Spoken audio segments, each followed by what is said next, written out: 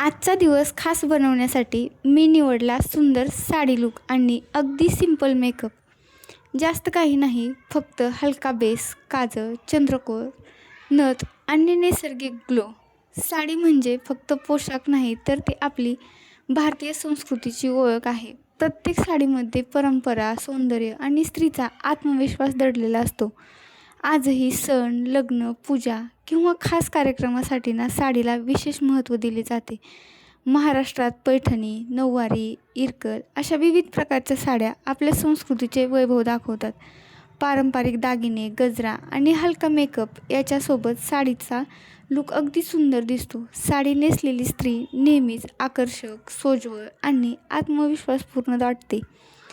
आजच्या मॉडर्न काळातही तरुणीमध्ये साडीची क्रेज कमी झालेली नाही आहे. कॉलेज फंक्शन, हळदी, लग्न किंवा फोटोशूटसाठी साडीला पर्याय म्हणून नाही, तर साडी हा पहिला ऑप्शन असतो. कारण साडीमध्ये पारंपरिकता आणि आधुनिकता दोन्हीचाही सुंदर संगम असतो. आपली संस्कृती जपण्यासाठी साडी हा एक सुंदर मार्ग आहे. प्रत्येक मुलींना कधी ना कधी पारंपरिक साडी नेसून आपल्या संस्कृतीचा अनुभव घ्यायला पाहिजे आणि अनुभवायला पण पाहिजे. पारंपरिक लूकसोबत साधा मेकअप केला की सौंदर्य अजून खुलून दिसतं. आज खास असं काहीच नव्हतं, पण टाईमही होता आणि काहीतरी करायचंही होतं. म्हणून म्हणलं की चला आज आपण थोडा स्वतःसाठीही टाईम देऊ आणि छान असा पण सिंपल सुंदर मेकअप करू. त्यामुळेच हा अट्टहास चालू केलेला होता.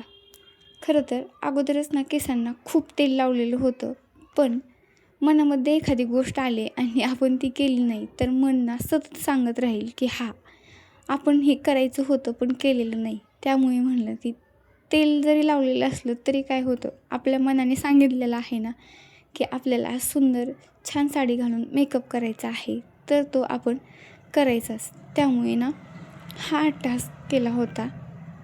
आणि साडी म्हणलं की प्रत्येक स्त्रीला तेवढाच कॉन्फिडन्सही येतो आणि एलिगन्सही छान असतो. त्याच्यामुळे कधी कधी म्हणजे आवड म्हणून पण साडी घातली पाहिजे आणि आपली पारंपरिकता पण जपली पाहिजे. कारण आपण काय करतो, प्रत्येक सणाला किंवा काही फंक्शन असेल तरच साडी घालतो, पण एरवी काही टाईममुळे किंवा ऑफिसमुळे ते होत नाही. पण जेव्हा कधी मनात येईल तेव्हा घरच्या घरी का असेना पण सुंदर असा मेकअप करून छान फोटो जरी काढून ठेवले तरी ते आपली आठवण म्हणून राहतात आणि आपल्यालाही छान वाटतं. तर हा ब्लॉग कसा वाटला ते